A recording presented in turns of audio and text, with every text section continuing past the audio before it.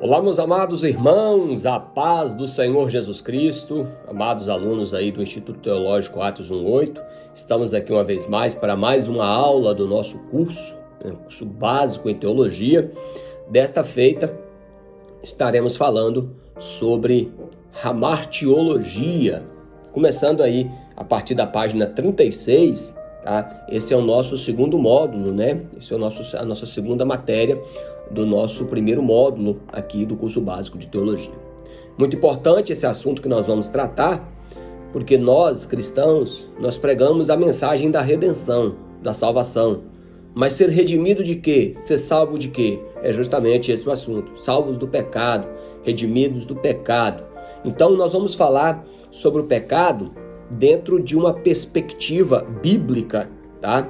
Nós sabemos que, às vezes, dependendo da linha de pensamento, às vezes tem alguma contraversão. Então, já vou adiantar para os irmãos que nós teremos aqui uma visão, né, pentecostal acerca da doutrina do pecado.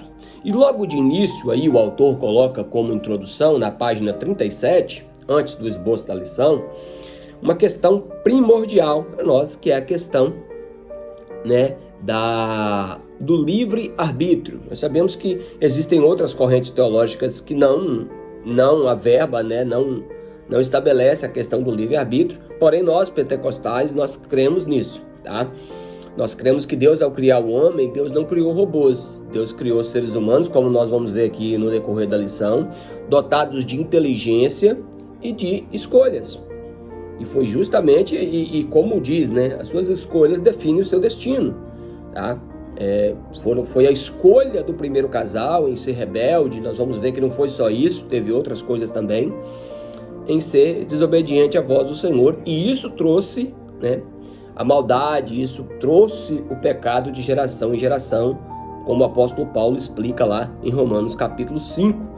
Que o pecado iniciou por um homem e por isso o pecado passou a todos e por isso que todos pecaram. E o veredito é para todos, como diz lá em Romanos, capítulo de número 3, versículo 23. Inclusive, irmãos, essas referências que eu estou dando aqui, vai lá, confira lá, Romanos capítulo 5, dos versículos 12 ao 20, Romanos capítulo 3, dos versículos 23 até o 26. É importante que os irmãos parem o vídeo, dê uma pausa e confira essas referências bíblicas. É muito importante para que os irmãos se aprofundem mais no assunto, tá? O texto-chave para nós, nesta aula de hoje, nessa primeira aula, é o capítulo 3 de Gênesis. Aí, como a gente não vai ler aqui, para a gente não estender muito, você vai dar uma pausa no vídeo, dá uma pausa aí, e aí você vai lá na sua Bíblia e lê todo o capítulo 3 de Gênesis, que nós vamos depois falar mais um pouco sobre esse capítulo, que é um capítulo central para nós entendermos aí questões relacionadas à queda, à entrada do pecado no mundo, tá? Vamos lá. Meus irmãos, na página de número 37, nós temos aí tanto o esboço como os objetivos da lição de hoje, tá? Então hoje nós consideraremos aí 5 tópicos: a árvore do conhecimento, o significado da aprovação do homem, a degradação do homem, tá? E as consequências da queda do homem e também outras consequências que o pecado, a queda, trouxe para o homem. E como objetivo da nossa lição, né, dessa primeira lição, é comentar sobre o que popularmente se crê ter sido a árvore do conhecimento do bem e do mal. A gente vai ver que no meio disso aí existem algumas falácias, tá? Explicar o significado da aprovação do homem, por que é necessário que nós sejamos provados, citar os 5 passos da degradação do ser humano, tá? E também mencionar as 4 principais consequências da queda do homem. Então, para início, irmãos, nós temos que compreender o seguinte: quando Deus cria o homem e a mulher e estabelece eles no Éden, havia 2 árvores. A árvore do conhecimento do bem e do mal, que justamente é essa questão da provação do homem. Irmãos, Deus, ele não nos prova naquilo que é mal, mas Deus, ele nos prova para testar o nosso caráter, para testar a nossa fidelidade, para testar o nosso compromisso, para testar a nossa obediência. É o que fica claro, por exemplo, quando você lê o capítulo 8 de Deuteronômio. No versículo 2 diz assim, ó, Deus falou assim, ó, eu te humilhei, eu te deixei passar por necessidade para ver o que havia no seu coração, para ver se obedeceria ou não o mandamento do Senhor. Então, olha só. Então, é necessário que o homem seja provado. Então, a árvore do conhecimento do bem e do mal era com esse propósito.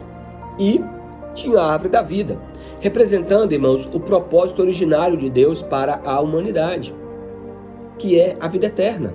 Veja que essa árvore, ela vai aparecer lá novamente no livro do Apocalipse.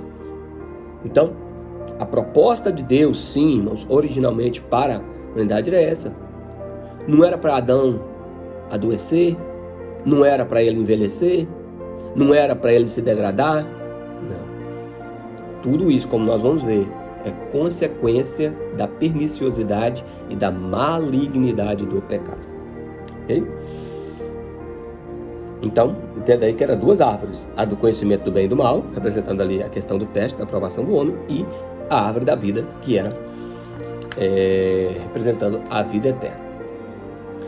Ele fala aí, meus irmãos, pulando aí para a página de número 38, o que era a árvore, ou seja, o que essa árvore não era.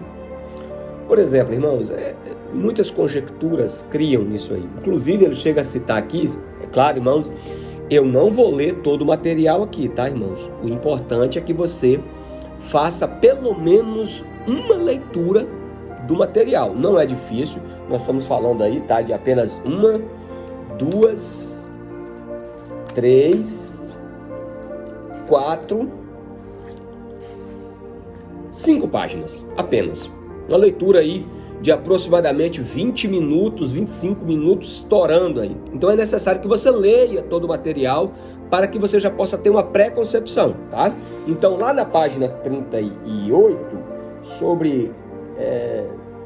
alguns criam muitas coisas fictícias em cima disso. Por exemplo, a árvore ali era apenas uma coisa configurada. Chegam a dizer que, por exemplo, o pecado do primeiro casal foi o ato sexual. Isso aí chega a ser ridículo, irmãos. Ridículo por quê? Não vou nem nomenclaturar como heresia, mas chega a ser ridículo porque quando Deus, ele cria a mulher da costela do homem, quando Adão se encontra com Eva, Deus já decreta logo para eles: vocês vão crescer, vocês vão multiplicar e encher a terra. Agora, se existe outro método de crescer e multiplicar a terra, senão através do ato sexual, então, só lembrando, irmãos, que as únicas 3 pessoas que não foi gerada, né, do modo natural, foi Adão, Eva e Jesus. De resto, todos os outros foram através do coito entre um homem e uma mulher. Então, assim, chega a ser as raias do ridículo, essa questão aqui de falar que a linguagem era figurada ali, porque... Não sei. Não dá nem pra gente cogitar umas coisas dessas, tá, irmãos? Mas, por exemplo, o que essa árvore era? Ele fala aí no tópico da página 38, mais abaixo da página. Aí vem outra questão. Que fruto era aquele? Era uma maçã, era uma pera, era um abacate? Não, isso também é irrelevante. Aí criou-se muitas fictícias, né? Que a maçã mordida é símbolo do pecado. Não, irmãos. Não. O pecado, na verdade, nem tem símbolo. O pecado é uma realidade. É só você abrir os jornais, é só você assistir televisão, jornais, e você vê a malignidade, a maldade, a depravação do ser humano. Tá? Então, assim, essas questões também, irmãos, é perca de tempo a gente ficar aludindo, por exemplo, era uma maçã, era uma pera. Não, irmãos, tá? Pra você ter uma ideia, foi comprovado, por exemplo, que na região da Mesopotâmia, que provavelmente era a região ali do Éden, tá? Pegando principalmente pelos rios Tigre e Eufrates, por isso que Mesopotâmia, meso quer dizer entre e potamos quer dizer rios, né? No grego, então Mesopotâmia quer dizer terra entre rios. não tem cultivo de maçã ali. Só estou pegando a maçã só como que a maçã quando fala de pecado, aí vem aquela serpente enrolada na maçã, é uma maçã mordida, né? Como é o caso aí, né, de uma grande empresa na área de tecnologia, enfim. Mas isso aí é irrelevante, irmãos, tá? A questão aqui que ele fala, bem interessante, frisa isso aqui, tá? No último parágrafo da página 38, ele diz assim, ó, o ensino que o texto bíblico relaciona com a árvore do conhecimento do bem e do mal, nada tem a ver com o tipo dessa árvore, mas sim com o princípio que prova que ela representava, aquilo pelo qual provamos nossos filhos, não precisa, né? Então, ele quer dizer aqui, em outras palavras, que é justamente isso, a provação do homem. Aquela árvore representava isso, que Deus estabeleceu uma ordem, né? Vocês poderão comer de toda a árvore, mas daquela árvore ali vocês não poderão comer, porque o dia que vocês comerem, vocês morrerão. Foi o que Deus falou lá no capítulo 2, nos versículos 16 e 17. Tá? De Gênesis, como tá aí no livro de vocês. Tá? Todos esses textos estão no material de vocês aí, entre as páginas 37 e 38. Olha só, ele frisa uma coisa interessantíssima aqui, ó, na página 39, no primeiro parágrafo lá, logo nas primeiras linhas lá. Ó. Assim sendo, o problema não era a árvore do conhecimento do bem e do mal em si mesma, mas saber até que ponto o homem era capaz de manter a obediência à ordem do Criador. É isso aí, tá? E aqui, meus irmãos, ele vem falando aqui sobre o teste da aprovação do homem, tá, irmãos? Então, como Deus não criou robôs, Deus criou seres humanos dotados de inteligência e de liberdade de escolha, sim, irmãos. Sim. Irmãos, se vocês param para analisar, até os anjos, por exemplo, os anjos e os homens são seres que Deus criou com essa capacidade. Por exemplo, os animais, irmãos, eles não têm. Os animais, eles agem por instinto, tá? Até que em uma ocasião ou outra a gente veja lapsos, por exemplo, de afetuosidade ou outra coisa, mas os animais não têm essa capacidade intelectual que o ser humano tem. O animal não tem essa capacidade cognitiva do ser humano. Não tem. Os anjos, se você vê os anjos que foram criados imortais, sim, tá? É por isso que os anjos rebeldes, os que aderiram à rebelião de Satanás, eles vão perecer eternamente no lago de fogo e enxofre. Eles, uma terça parte dos anjos, decidiram aderir à rebelião de Satanás. Veja que Deus, ele cria os seres inteligentes, ele cria com essa liberdade de escolha, e não tem como negar isso. Tanto anjos, como também homens, seres humanos, tá? Então é necessário que o ser humano ele seja provado isso aí, tá? Como ele diz aqui, tá? Até que ponto o ser humano é capaz de manter a obediência ao Criador. Por exemplo, irmãos, eu vou dar um exemplo aqui no meio governamental, político. Por exemplo, a Bíblia diz que Deus é quem estabelece as autoridades. Aí você fala assim, poxa vida, mas como é que Deus pode estabelecer uma autoridade se essa autoridade é ruim? Como é que Deus pode estabelecer uma autoridade se é um genocida, se é um... Irmãos, Deus estabelece a autoridade. Agora, o que esse homem e essa mulher vai fazer no seu cargo é responsabilidade dele para com Deus. É isso que nós precisamos entender. A soberania de Deus, presta atenção nessa frase aqui, a soberania de Deus não anula a responsabilidade humana. É importante nós compreendermos essas coisas, tá? Então, ele faz uma pergunta aqui, irmãos, na página de número 39, já lá embaixo. Deus sabia que o homem haveria de pecar? Irmãos, essa pergunta, ela é respondida no último livro da Bíblia. Se você abrir sua Bíblia aí, lá no livro de Apocalipse, no capítulo de número 13, olha só. Olha o que está escrito aqui. Capítulo 13, versículo 8. Olha o que está escrito. E adorá-la-ão todos os que habitam sobre a terra, aqueles cujos nomes não foram escritos no livro da vida do Cordeiro, que foi morto desde a fundação do mundo. Irmãos, ninguém pega Deus de surpresa, porém foi o que eu acabei de falar. A soberania de Deus não anula a responsabilidade humana. Portanto, Irmãos, Deus, ele sabe de todas as coisas. Deus, ele é onisciente, ou seja, sabe de tudo, e Deus também é presciente. Ele sabe de tudo e sabe de tudo com antecedência, como diz em Isaías 46:10, que Deus anuncia o fim desde o princípio e as coisas que não são como se elas já fossem. Só que isso não exime a responsabilidade humana, é isso que eu estou dizendo. Mas Deus já havia preparado a redenção antes, desde a fundação do mundo, conforme o texto que nós acabamos de ler de Apocalipse capítulo 13, versículo 8. Então, ninguém pega Deus de surpresa, irmãos. Outra pergunta que surge, por exemplo, aqui já pulando para a página de número 40, por que Deus criou o homem com a capacidade de pecar? Voltamos lá ao que falamos alguns minutos atrás, sobre a questão do livre-arbítrio.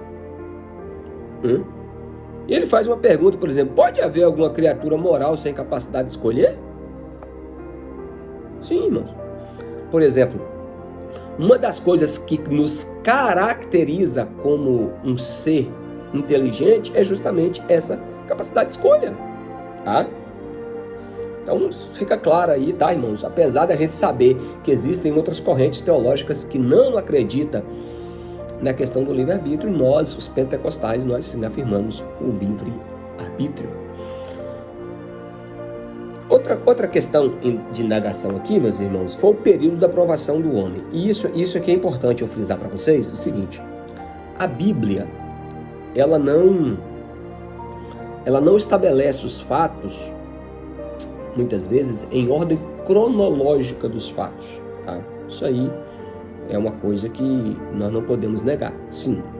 Então cabe a nós, por isso que é bom você fazer um curso teológico, por isso que é bom você se aprofundar no conhecimento bíblico, justamente por isso, tá? Por exemplo, vou dar só uma situação aqui a respeito do livro de Gênesis. Certa feita a gente estava numa viagem missionária e a gente chegou num determinado local para fazer uma evangelização e a gente pegou o pessoal, né, da caravana e dividiu em 3 grupos e fomos evangelizar. Aí a gente marcou o culto para a praça, né? De repente chega 2 irmãs perto de mim e fala: irmão, tem um rapaz ali que ele fez umas perguntas para nós que nós não tivemos resposta para ele não. E aí eu fui até esse rapaz. Cheguei lá, ele estava assim todo exaltado, né? Tipo assim, se achando o dono da situação. Falou: não, porque eu fiquei preso um tempo, ele falando, né? E eu ganhei uma Bíblia lá na prisão e comecei a ler essa Bíblia. Aí comecei a ler lá em Gênesis, tá? E li lá, a criação, tá? Aí vi lá que Deus criou o homem e a mulher, que pecou, tá? E que Adão e Eva teve 2 filhos, Caim e Abel. E aí Caim matou Abel. E depois Caim foi expulso. E depois Caim arrumou uma mulher lá. De onde veio essa mulher de Caim? É uma pergunta que realmente... Aí ele pegou e falou assim... E aí depois disso eu parei de ler a Bíblia. Aí eu, com toda a calma, eu falei assim: pois é, meu amigo, se você tivesse lido o capítulo 5, logo o capítulo em sequência, você teria entendido. Ele falou: como assim? Eu falei: pois é, lá no capítulo 5 registra a árvore genealógica de Adão. E a Bíblia diz lá que Adão e Eva teve muitos filhos e filhas. Tá? Então, Adão e Eva não teve só Caim e Abel. Tá? Ele teve muitos filhos e filhas. E eu falei assim: e vamos ser inteligentes, que há de se conver que naquela época Deus permitiu o incesto. O que é o incesto? O relacionamento sexual entre membros da mesma família. Inclusive, em duas ocasiões Deus permitiu isso aí, né? Na criação, né? E no processo de repovoação da terra depois do dilúvio. Depois a gente vai ver lá no livro de Levítico, capítulo 18, 19, que Deus proíbe a união sexual entre membros da mesma família, ou seja, entre o incesto, que já não tinha mais necessidade. Mas nessas 2 ocasiões Deus permitiu. E aí ele começou, eu falei: pois é, eu falei justamente por isso, porque a Bíblia, muitas vezes os relatos dela não estão em ordem cronológica dos fatos, então nós precisamos ordenar isso aí para a gente entender melhor as Escrituras. Então, só esse ressalto para vocês. Irmãos, como vem a degradação do homem? É interessante, aqui ele menciona aqui a partir da página 40, a sequência aí dos versículos 1 até o 7 do capítulo 3 de Gênesis. Lembra que eu pedi os irmãos lá no início para pausar o vídeo e ler todo o capítulo 3 do livro do Gênesis, tá? Então, olha só, como o inimigo é astuto. né? Através da serpente, ele chega e fala assim para a mulher: foi isto mesmo que Deus disse? Não comereis de nenhum dos frutos? Olha só, da árvore do jardim, não foi isso que Deus falou. Lá no capítulo 2, no versículo 16 e 17, diz assim, ó, né? Olha só, está dizendo assim, de toda a árvore do jardim comerás livremente, mas da árvore do conhecimento do bem e do mal não comereis, porque no dia que comeres certamente morrerás. Aí vem o inimigo e distorce. Aliás, se é uma das estratégias fundamentais do inimigo, é isso, é distorcer a palavra. Ele tentou fazer isso com Jesus, hein? Na tentação, registrado lá em Lucas capítulo 4 e também em Mateus capítulo 4, ele usa a palavra de Deus. Lança-te daqui, porque está escrito, olha, Deus dará ordem aos seus anjos para te guardar. Mas Jesus automaticamente repreende ele e diz: não tentarás o Senhor teu Deus. Mas enfim, ele usa a palavra. Se você for, meus irmãos, até, por exemplo, nas religiões de matriz africana, na Umbanda, no Quimbanda, tem a Bíblia lá. No Espiritismo Kardecista tem a Bíblia lá, porém usa de maneira distorcida, que é uma das estratégias, né, digamos assim, fugazes do inimigo, é distorcer a palavra. Então a primeira coisa que ele faz é distorcer a palavra para a mulher. Porém, Eva dá uma resposta favorável, a princípio, né? Ela fala: não, podemos comer do fruto da árvore do jardim, Deus disse, né? Mas da árvore que está no meio do jardim não come, porque morrerão. Aí a serpente vem: não, vocês não vão morrer. Já pulei lá para a página 41. Agora, olha para vocês verem a astúcia do maligno. Deus sabe que no dia em que dela comerem, seus olhos se abrirão e vocês serão como Deus, conhecedores do bem e do mal. Irmãos, aqui está um detalhe. Qual foi o pecado do diabo, irmãos? Se você ler lá em Isaías capítulo 14, falando do rei da Babilônia e também, claro, uma personificação do maligno, ele disse: eu subirei aos céus e estabelecerei o meu trono e serei semelhante ao Altíssimo. Olha aí, meus irmãos, o pecado do inimigo foi a soberba, foi o orgulho. E Provérbios capítulo 16, versículo 18 diz que a soberba precede a queda e a altivez de espírito precede a ruína. E aí ele vai e seduz e induz o primeiro casal a cometer o mesmo pecado que ele cometeu, o pecado do orgulho, o pecado da soberba, de achar que podemos ser igual a Deus. Jamais. Isso ao longo dos séculos, reis muitas vezes se empoderaram querendo ser Deus, ou se apresentando como Deus. No capítulo 12 de Atos, por exemplo, a gente vê Herodes discursando e o povo dizendo que não era voz de homem, mas voz de um Deus. Claro, um Deus com D minúsculo, mas considerava ele como uma divindade. Então, o inimigo, ele seduz o primeiro casal no mesmo pecado que ele caiu. Então, o pecado de Adão e Eva, irmão, não foi somente desobediência, foi também, mas também houve claramente soberba, orgulho de achar que eles poderiam ser igual a Deus. E eles acabam transgredindo a lei de Deus, o mandamento de Deus, a palavra de Deus. E aí os irmãos sabem toda a consequência que teve, que nós vamos falar daqui a pouco. Então, quais foram os 5 passos para a queda, de acordo com a página 41 aí, tá? Primeiro, ela olhou quando o inimigo apresentou, né, a oportunidade para pecar. Ela desejou, ela tomou, o tomar aqui é a consumação do pecado, né? Tomar e comer, e consequentemente ela morreu. Irmãos, acredito eu que quando Tiago escreve o texto que eu vou acabar de ler aqui, irmãos, anotem essas referências, tá? Anotem, tá? Esteja aí com o seu caderninho, as anotações. Por quê? Como eu não vou editar o vídeo, eu só vou colocar na tela inicial aí a lição, entendeu? E o que nós vamos ver no decorrer. Eu espero que os irmãos, tá? Anotem, tá? Que os irmãos faça anotações desses versículos, porque é muito importante. Veja o que Tiago, irmãos, ele escreve aqui, ó, no capítulo 1, dos versículos 13 ao 15. Olha só. Diz assim: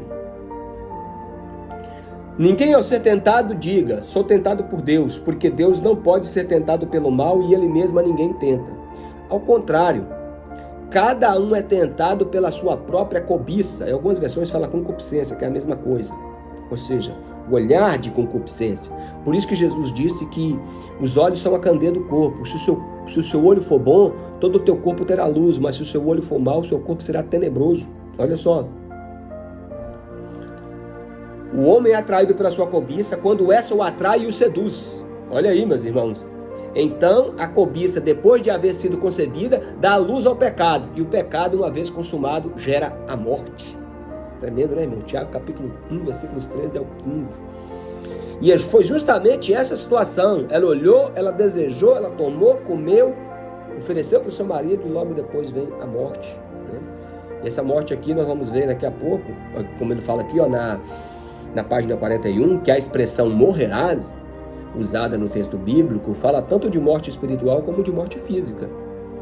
Morte espiritual porque o que é a morte espiritual? É a nossa separação com Deus, de Deus.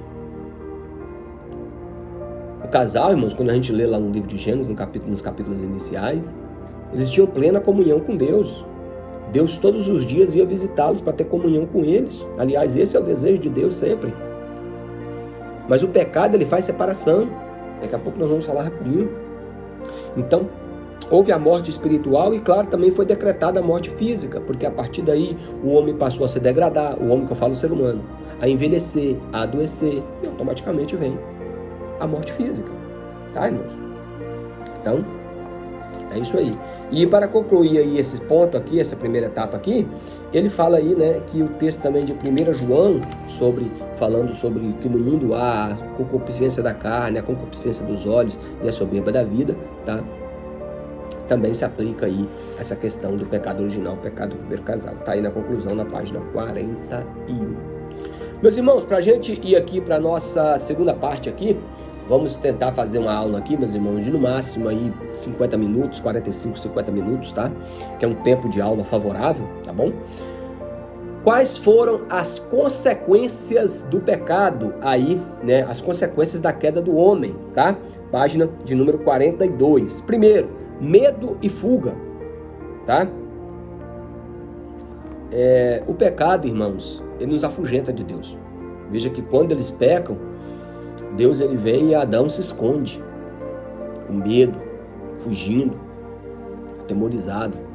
Por quê? Porque o pecado faz essa separação. O profeta Isaías, no capítulo 59, ele vai dizer: Deus, a mão de Deus não está encolhida para nos salvar e nem os seus ouvidos estão tapados para não poder ouvir, mas é os pecados de vocês e as iniquidades de vocês que faz separação, para que vocês não ouçam a Deus, para que vocês não entendam, para que vocês não ouçam a voz de Deus. Forte, né, irmão? Então o pecado ele faz separação. E aí vem as maldições, né? Por exemplo, vem a maldição sobre a serpente. Tá, irmãos? Vem a maldição sobre a serpente, né? Muitos acreditam que naquela época a serpente, que também é chamada de dragão, ela fazia pequenos voos, né? Não era literalmente igual uma ave, por exemplo, uma águia, mas, por exemplo, igual a galinha. A galinha é uma ave, mas ela não faz aqueles voos longos, né? Ela faz pequenos voos ali, né? Deslocamentos. A serpente fazia isso também. Então a sentença para ela foi se rastejar. E dentro dessa sentença também, irmãos, tem uma profecia messiânica, quando fala, né? Porém, inimizade entre ti e a descendência da mulher, tá? A semente da mulher, que ali é a profecia messiânica, em Gênesis 3,15, ela esmagará com a cabeça. Fala do triunfo, né, do Messias sobre toda a potestade e principados, como Paulo registra lá em Colossenses capítulo 2, dos versículos 14 ao 16, tá? Só que, porém, fala que a serpente, ela feriria o calcanhar da descendência da mulher, ou seja, também fala de uma perseguição, tá, irmãos? Uma perseguição do inimigo contra o povo de Deus, tá? Irmãos, nessa questão aqui da palavra que foi lançada sobre a mulher, eu tenho uma divergência aqui do autor, que ele fala aqui na página 43, depois aí da sorte da mulher, ele fala assim, ó, depois do texto bíblico, né, no versículo 16 do capítulo 3, ele diz assim, ó, muito embora a geração de filhos tenha sido parte do plano de Deus para o primeiro casal, no princípio, isto só se cumpriu após a queda. Irmãos, eu sinceramente eu discordo dele, estou falando, isso aqui não é uma heresia, é apenas um ponto de discordância. Que o casal, ele só teve filho depois da queda. Não, irmãos. Volto a dizer, nós acabamos de citar que quando Deus cria Eva e Adão, ele vê Eva, Irmãos, ele não falou assim, por exemplo, olha, Eva, você é espírito do meu espírito e alma da minha alma. Não. Ele falou, tu é osso do meu osso e carne da minha carne. Os opostos se atraem, irmãos. Houve atração, isso é claramente, é claro que é uma linguagem bíblica, poética, mas houve atração. Então, porque, irmãos, se eu acreditar que é isso aqui, então Deus estabeleceu o sexo só para procriação. Não, irmãos, o sexo ele não é só para procriação, é também para procriação, mas é também para satisfação. Claro, feito dentro dos padrões bíblicos estabelecidos, dentro, né, dos padrões do casamento monogâmico, heterossexual, tá? De acordo com a palavra de Deus, é isso que eu tô falando, tá?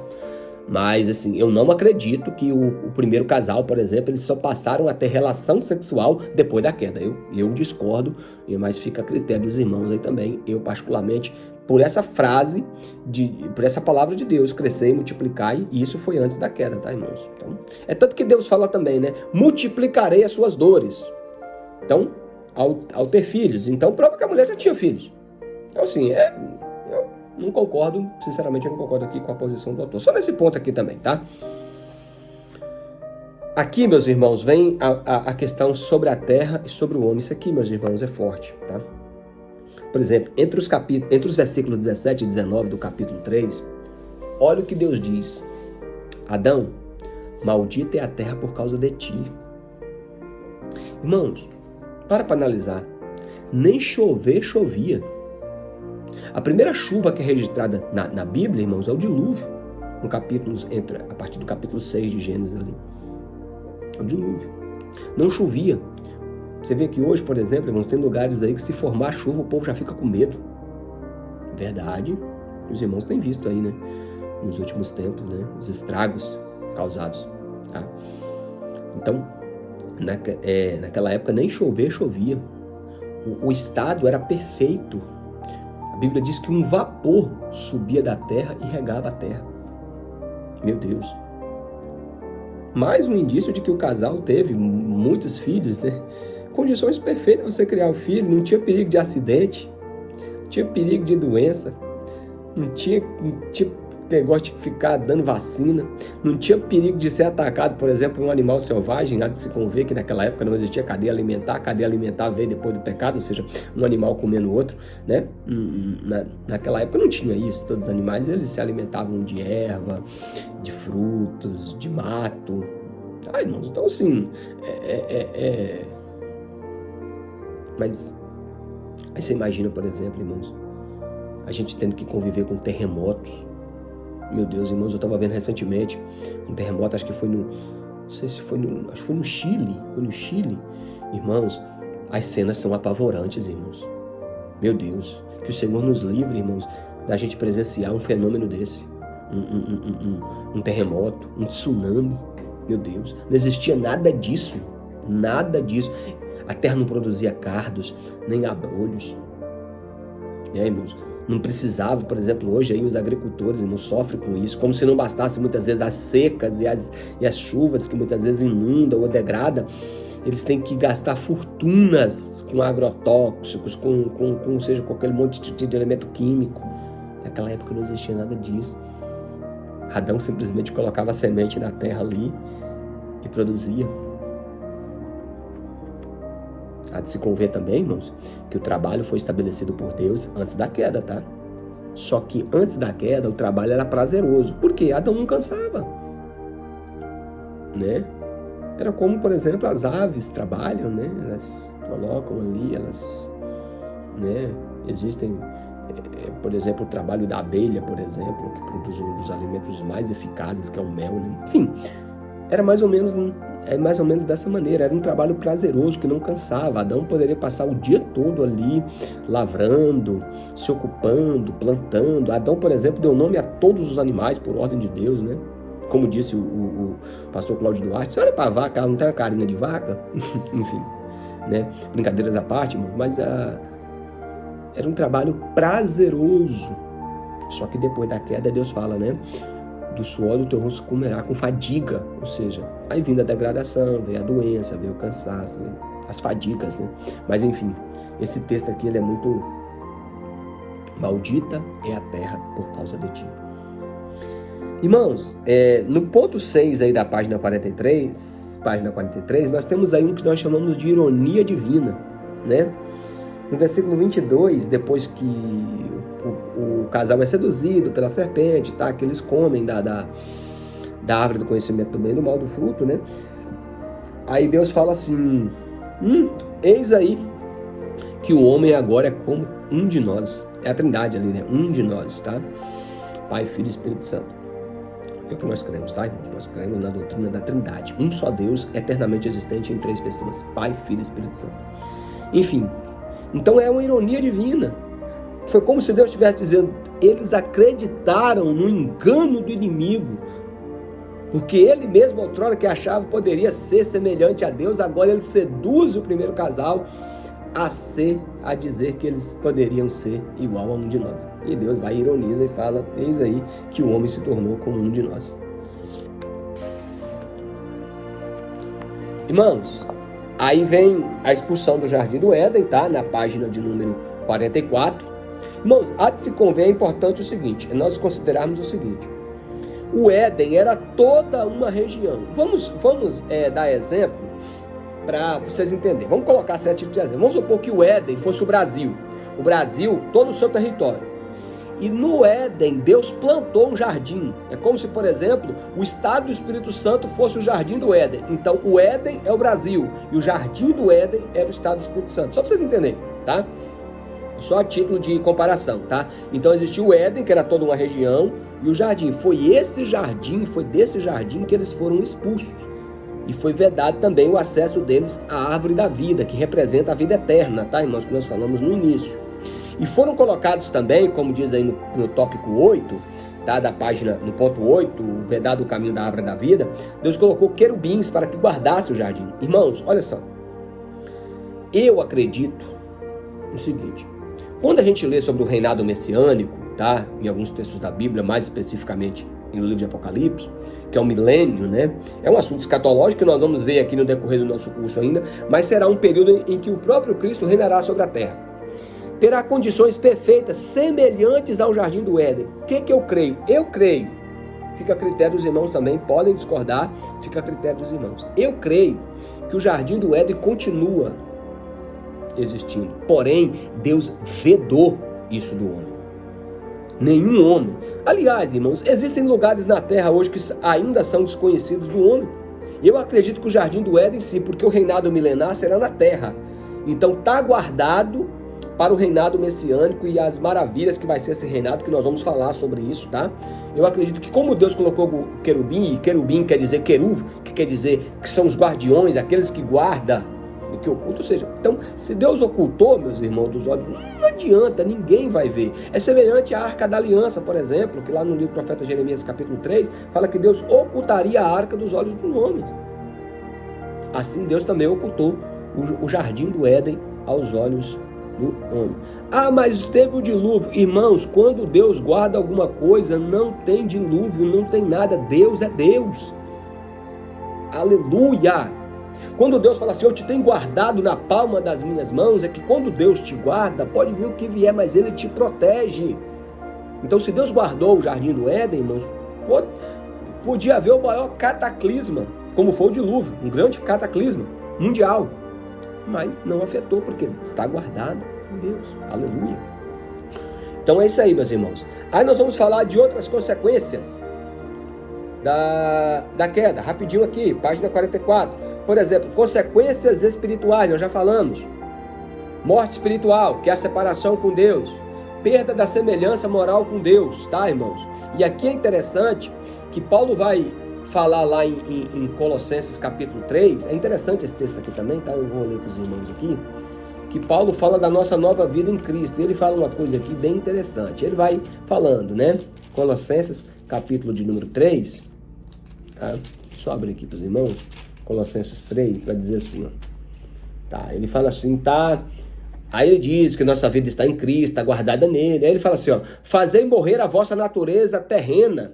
Aí ele fala, o que é pecado, irmãos, à luz da Bíblia? Prostituição, impureza, lascívia, desejo maligno, avareza, idolatria.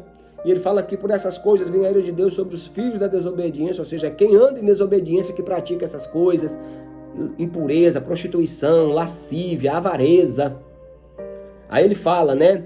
Vocês andaram em outro tempo nela, mas agora, porém, despojai-vos igualmente de tudo, da ira, da maldade, da maledicência. Tem gente que não considera esse pecado, falar mal dos outros, fofoca, intriga, dissensão, porfias, inveja, ciúmes, tudo isso é pecado. Isso é pecado à luz da Bíblia, irmãos. Aliás, a Bíblia registra cerca de 370 classes de pecados cometidos pelo homem.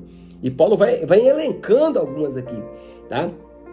Não mintais uns aos outros, ou seja, mentira também é pecado, porque você já revestiste do novo homem. Agora, olha que coisa linda, irmão, no versículo 10 ele fala assim, ó, e vos revistais do novo homem, que se refaz para o pleno conhecimento, segundo a imagem daquele que o criou.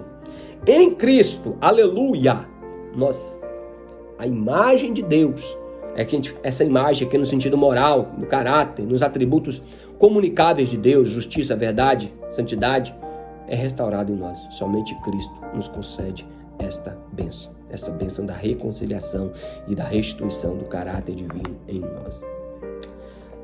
Ainda, irmãos, outra consequência do pecado no âmbito espiritual foi a incompatibilidade com a vontade de Deus. Por quê, irmãos? Paulo escreve lá em Efésios capítulo 2, irmãos, leiam essas referências, que o homem, irmãos, dominado pelo pecado, ele anda conforme o curso deste mundo, fazendo a vontade da sua carne e dos seus pensamentos e não a vontade de Deus. Interessante, né? Então, automaticamente o homem no seu estado pecaminoso, ele não consegue andar de acordo com a vontade de Deus. Outra coisa, o pecado ele escraviza o homem, irmãos. O apóstolo Pedro vai dizer que tudo aquilo que te domina, você se torna escravo dele. O homem no estado pecaminoso, ele diz que é livre. Aí eu pergunto para ele, então por que você não larga a prostituição? Por que não larga o adultério? Por que não larga a bebedice? Porque ele é escravo. Tá, irmãos? João capítulo 8, versículos 34 e 44, todo aquele que comete pecado é escravo do pecado. Jesus que disse isso. E vós sois do diabo, que é o vosso pai, e querer satisfazer os seus desejos. Então, automaticamente, o homem caído ele é escravo do pecado e, consequentemente, escravo do diabo. Tá? Então, isso é muito sério. Irmãos. Teve também as consequências físicas. A existência física passou a ser reduzida. Por exemplo, irmão, vocês vão ver homens lá, por exemplo, Matusalém viveu 969 anos, parece. Adão viveu 830 anos. Você vai ver Noé, por exemplo, viveu acho que 600 e poucos anos. Homens que viviam 600, 800, 900 anos. Depois a gente vai ver reduzindo. Por exemplo, em Gênesis 6:3, fala que o tempo de vida do homem seria de 120 anos. Aí vem reduzindo. Lá no Salmo, por exemplo, a gente vai ver Moisés falando que o tempo médio, tá, irmãos, da vida do homem é de 70 anos, e com alguma força ele chega a 80, o que passa disso é enfado e cansaço.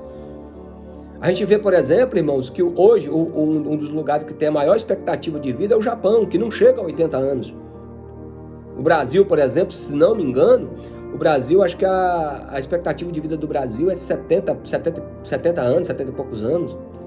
Tem país, por exemplo, o Haiti, por exemplo, a expectativa de vida é de 57 anos, se eu não me engano. Então, claramente, então a existência física foi reduzida. Até a corrupção, irmão, dos poderes do homem. Irmãos, o homem que dominava a terra, hoje ele não consegue mais dominar. Deus falou, sujeitai a terra e dominai-a. Foi isso que Deus falou lá no capítulo 1 de Gênesis, quando Deus cria o homem. Lavrai a terra, e a terra será sujeita, dominai a terra. Hoje o homem não consegue dominar, irmãos. Recentemente nós estamos vendo aí, a terra cambaleando, como o dedo de homem não consegue controlar. Esses incêndios recentemente, no interior de São Paulo é um caso claro disso. As enchentes que devastaram o homem já não consegue mais ter controle, irmãos. A Covid foi um exemplo claro disso. Os homens que se consideravam os experts, os especialistas, eles ficaram cambaleando aí. Nem eles mesmos estavam entendendo o que estava acontecendo. É muito sério isso aí, irmãos. E também, claro, a sujeição a enfermidades, irmãos. Tá? É terrível, né? Você vê pessoas, às vezes, novas, pessoas ainda com muita vida pela frente, pessoas com 40, 30, 40 anos, cometidas de câncer, que degrada, que degenera, que leva à morte a pessoa em pouco tempo. Enfim, tudo isso mostra a pecaminosidade, a malignidade, a hediondez do pecado, irmãos. E por isso, irmãos, que nós temos em Cristo a esperança da vida eterna. A esperança de que Cristo ele transformará o nosso corpo abatido conforme o seu corpo glorioso, segundo o seu poder de sujeitar a si todas as coisas. Ele sim tem poder. Aleluia. Porque isso que é mortal se revestirá da imortalidade, isso que é corrupto se revestirá da incorruptibilidade. Então, cumprice-se a palavra tragada, foi a morte na vitória. Aleluia. Somente Cristo, aleluia, o Filho de Deus, através do seu eterno sacrifício, pode nos redimir do pecado e nos dar a vida eterna. Amém? Deus abençoe grandemente. Se prepare aí, tá? A partir da página 46, que nós voltaremos com a nossa aula de número 2. Deus abençoe.